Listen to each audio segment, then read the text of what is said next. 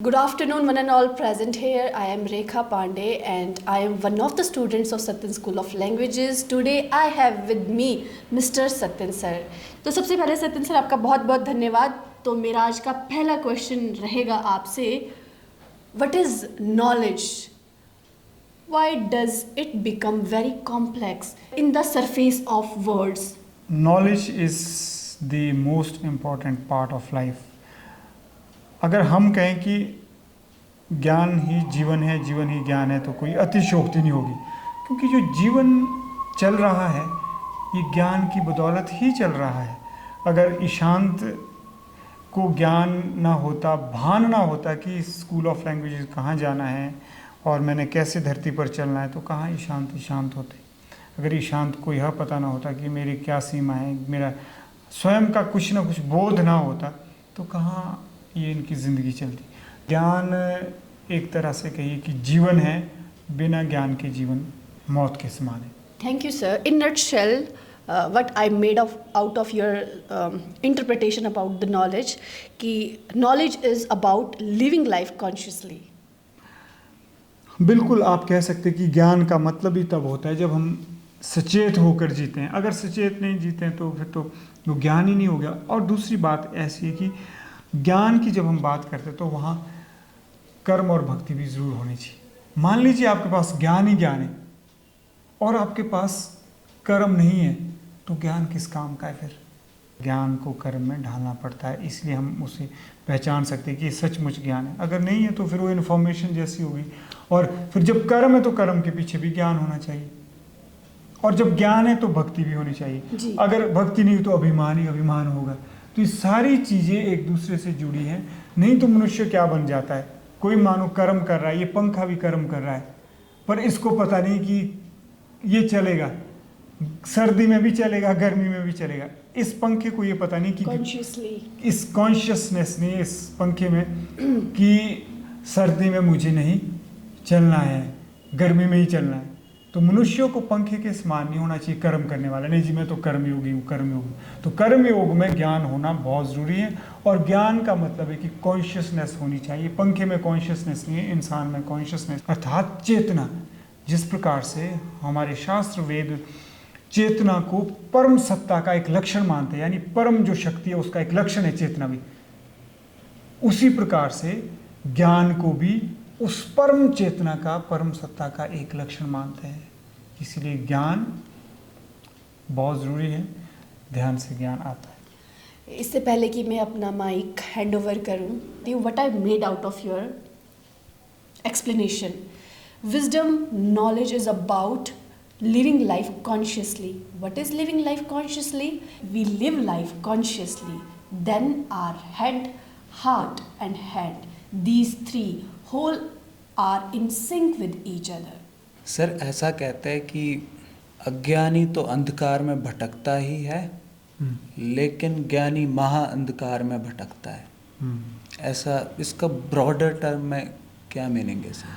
Sir उपनिषद में भी ये चीज़ है, अंधम तमः प्रविशन्ति स विद्याम उपासते ततः भूय इवते सदा सयो विद्यायाम रतः.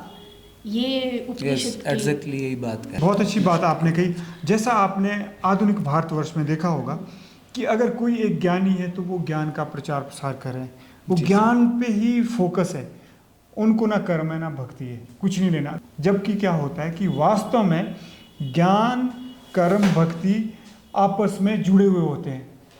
कर्म भक्ति ज्ञान आपस में जुड़े होते हैं. सिर्फ हमें ध्यान देना है. योग पहले से घटित है, हमें तो सिर्फ अपने आप को अवेयर होना उसके प्रति. तो आज जो समय की मांग है, आज ऐसे योग की मांग है जो आपने कहा कि ज्ञान क्यों भटकता है, ऐसे योग की मांग है कि जिसमें ज्ञान के साथ भक्ति भी और कर्म भी है. तो मैं कहना चाहूँगा कर्म भक्ति और ज्ञान है श्वसन प्रक्रिया के समान. क्या? कर्म भक्ति और ज्ञान है श्वसन प्रक्रिया के समान.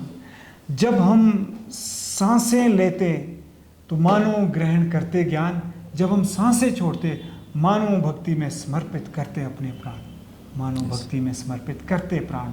इसका मतलब है कि जिस प्रकार से श्वसन प्रक्रिया से सांस लेना और सांस छोड़ना अलग नहीं किया जा सकता, उसी प्रकार से कर्म से ज्ञान और भक्ति को भी अलग नहीं किया जा सकता है। जब भी कभी इस सृष्टि पर या भारतवर्ष में आध्यात्मिक पतन होता है तो इसका एक ही कारण होता है कि हम क्या कर रहे हैं, या तो हम ज्ञान धारा में ही चले जा रहे हैं, या हम भक्ति धारा में ही चले जा रहे हैं, या फिर हम कर्म धारा में ही बह रहे हैं।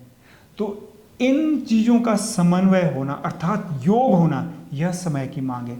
अगर यह समय की मांग पूरी नहीं की जाती तो निसंदेह जो आप कह रहे हैं कि अज्ञानी तो भटक ही रहे, ज्ञानी उससे भी ज़्यादा भटक रहे, और भटक ही नहीं रहे, भटका भी रहे।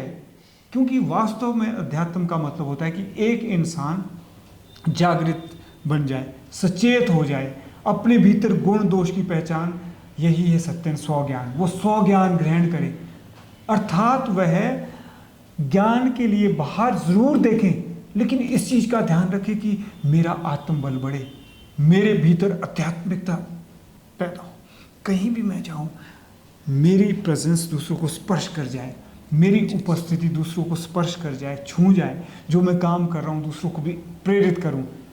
तो यह अगर नहीं होता है तो निसंदेह जो आपने कहा कि अज्ञानी भटकते, अज्ञानी तो भटकते हैं, लेकिन ज्ञानी ज़्यादा भटकते और भटकाते भी हैं। आज जैसा आप देख ही रहे, आज हम बड़ी बड़ी बेशक बातें कर रहे हैं, मेरे को मिला के भी मैं कोशिश करता हूँ कि मैं ऐसा ना बनूं, बड़ी बड़ी बातें कर रहे हैं, इन बातों में सचमुच कर्म में ढाल रहा हूँ, देखना पड़ेगा। क्या इन बातों में भक्ति भी है? भक्ति मतलब प्रेम है? नहीं तो आज आप देख लीजिए कि सबसे ज़्यादा भटकाव, नैतिक भटकाव जो आज के भारत में है, वो दूसरों की वजह से नहीं, अज्ञानियों की वजह से नहीं है, वो ज्ञानियों और भक्तों की वजह से है। सबसे ज़्यादा भटकाव आप देखेंगे कि अनैतिकता है, भ्रष्टता है, आपको वहाँ मिलेगी जहाँ भक्ति है, जहाँ ज्ञान है। निंदा नहीं करना, और हमें निंदा करनी भी नहीं चाहिए, हमें तो उनका सम्मान करना चाहिए। कम से कम वो अज्ञानी तो है, कम से कम वो ज्ञानी तो है, हम क्या है, हम तो निंदा ही कर रहे हैं। तो हमें निंदा बिल्कुल नहीं करनी चाहिए, हमें उनसे आत्मीयता पैदा करनी चाहिए, क्योंकि जब हम किसी की निंदा करते हैं तो उसको कमज़ोर कर देते हैं, हम और भी कमज़ोर कर देते हैं। मान लीजिए अगर मेरे से कुछ बोला नहीं जा रहा और आप मेरी निंदा कर रहे हैं, तो आपको बोलना चाहिए, नहीं सत्यन सर आप यहाँ बेशक नहीं बोल पा रहे, आप वहाँ बहुत अच्छा बोलते हैं, यहाँ प्रयास करो। तो आप सबसे पहले मेरे से आत्मीयता लाओ, जुड़ाव महसूस करो, फिर आप आलोचना करो। आत्मीयता के बिना आलोचना करना वो निंदा होती है, तो हमें निंदा से बचना चाहिए। इसीलिए मैं सभी भारतवर्ष के सभी जितने भी आध्यात्मिक वक्ता है, प्रवक्ता है, व्यासदेव है, कथावाचक है, साध्वी है, बाबा जी है, सभी को मैं प्रणाम करता हूँ और दंडवत प्रणाम करता हूँ, और यही कहता हूँ कि जागो, समय की मांग योग है। योग का मतलब है जो कर्म योग है, भक्ति योग है, ज्ञान योग है, राज योग है, सबका समन्वय होना चाहिए और अध्यात्म आगे जाना चाहिए। और अध्यात्म आगे जाने का मतलब है कि दिव्यता और मानवता साथ साथ आगे जानी चाहिए। अर्थात अध्यात्म की हर बात को समाज की कसौटी पर कसो, मानवता की कसौटी पर कसो। क्या बात है सर। जिस प्रकार से हम सांस लेते हैं ना, सांस लेने की जो प्रक्रिया है, यानी श्वसन प्रक्रिया है, जो श्वसन प्रक्रिया है उससे सांस लेना और सांस छोड़ना अलग नहीं कर सकते। उसी प्रकार से जो हमारे अच्छे कर्म है ना, उसी प्रकार से अच्छे कर्मों से हम ज्ञान और भक्ति को भी दूर नहीं कर सकते हैं, वो एक साथ रहते और रहने चाहिए। आजकल साइकोलॉजिकल प्रॉब्लम्स बहुत ज़्यादा जी हैं, बिल्कुल। और साइकोलॉजिकल प्रॉब्लम्स दूर से दिखने में ऐसा लगता है कि ठीक है, बट किस ट्रैप में होता है आदमी, बहुत डेलिब्रेट प्रैक्टिसेस लगती है आम आदमी को भी कॉन्शियसनेस में आने के लिए, साइकोलॉजिकल ट्रैप से बाहर निकलने के लिए क्या क्या कोशिशें करनी पड़ती है उसे ही मालूम हो सकता है। तो सर ऐसा क्या अपने अंदर रखे मन में कि रोज़ प्रैक्टिस करके एक दिन ऐसा होगा कि हम कॉन्शियसनेस के लेवल पे आ पाएंगे। जो मनुष्य अपना धर्म कर्तव्य निभाता है ना, वैसे वैसे जिस अनुपात में मनुष्य परिवेश और पर्यावरण के प्रति अपना कर्तव्य धर्म निभाता है, उसी अनुपात में वह चेतन संपन्न हो जाता है, चेतन संपन्नता उसमें आनी शुरू हो जाती है। ऐसा मैं महसूस करता हूँ। नहीं तो आप देखो, आप देखना कभी भी आप जो आपका कर्तव्य नहीं निभा रहे, तो आपके गलत काम कर रहे, तो उसी समय आपके भीतर बेचैनी शुरू हो जाएगी। फर्क इतना है कि किसी को महसूस होगी, किसी को बड़े लंबे समय बाद महसूस होगी, किसी को मरती बार ही महसूस होनी है बस। लेकिन जो गलत काम है, गलत मतलब कि हम अपना कर्तव्य धर्म नहीं निभा रहे हैं, विकार है हमारे भीतर, तो वो चीज़ें, तो उन विकारों से बचने के लिए जो दो सबसे बड़े विकार हमारे युग के वो है अहंकार और अवसाद। अभिमान और अवसाद हमारे युग के सबसे बड़े विकार हैं। अभिमान आ रहा है सफलता के बाद, अभिमान बच्चों को आ रहा है, बड़ों को आ रहा है जब वो सफल होते हैं, और अवसाद आ रहा है बच्चों को आ रहा है, बड़ों को आ रहा है जब असफल होते हैं, जब फेलियर रहते हैं। तो इस चीज़ के फिर वही बात कहूँगा कि मंदिर में मिले ना मिले, कर्म के फल को बना प्रसाद। सफलता में अहंकार ना हो, असफलता में ना हो अवसाद। तो इसके लिए बहुत ज़रूरी है कि हर रोज़ हम इस तरह से ज़िंदगी जिए कि चीज़ों को सीरियसली लो, सीरियस ना हो, जीवन को सहजता से जियो, जीवन को मज़े से जियो। क्यों? क्योंकि चीज़ों को सीरियसली लेता हूँ, सीरियस नहीं होता हूँ, जीवन को सहजता से जीता हूँ, जीवन को मज़े से जीता हूँ, जीवन को मज़े से जीता हूँ। क्यों? क्योंकि नहीं सत्यन इस जहाँ में कोई कुछ ऐसा, कोई व्यक्ति भी और कुछ भी, ध्यान से सुनिएगा, नहीं सत्यन इस जहाँ में कोई कुछ ऐसा जिसके लिए सीरियस हुआ जाए। नहीं सत्यन इस जहाँ में कोई कुछ ऐसा जिसको सीरियसली ना लिया जाए। यानी इस ज़िंदगी में कोई व्यक्ति या कोई वस्तु ऐसी नहीं जिसके लिए सीरियस हो जाओ, आप मर जाओ, और कोई भी व्यक्ति और वस्तु ऐसी नहीं जिसको सीरियसली ना लिया जाए। इसलिए चीज़ों को सीरियसली लो, सीरियस ना हो। Sir, like just right now, Rekha ma'am and sir, like you had a great conversation over wisdom, knowledge. So I'm having one question to you. So like there were many great leaders, spiritual leaders like Zoroaster, Gongzi, Aristotle, and Socrates. So like they said one thing in common, like universe or the cosmos, they like it always supplies knowledge to us every day, every hour. So how we can retrieve it? Like how we can, you know, like grab all the knowledge from the universe, like all the positivity comes from universe only. How we can be like the recipient or the receiver of that knowledge? Well, Srishti, I would like to answer this question in accordance with my knowledge, my perception. As I was telling you, the valid sources of knowledge is perception, then is inferences, then is words. But I feel that there must be beyond perception something. That is when something flashes into your consciousness and you get to know immediately. So I think this is how I would like to answer your question. I feel that for this, if you want that the universal consciousness should speak through you, the best way is चित्त को शुद्ध और अवचेतन को शून्य करो. Consciousness, purify it. You need to purify your consciousness and you need to empty your subconscious.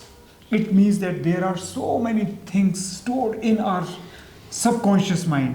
हमारे अवचेतन में ना जाने क्या कुछ होगा.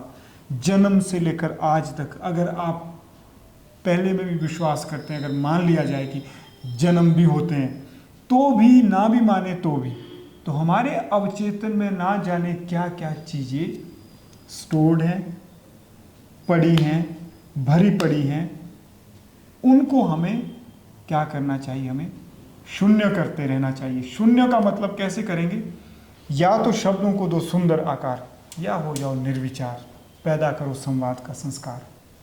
Either learn creative communication skill, okay, give expression to your pent up emotions there in the subconscious mind, or sit back, inhale, retain and exhale, निर्विचार होने की कोशिश करो. This is how you will make your subconsciousness अवचेतन शून्य.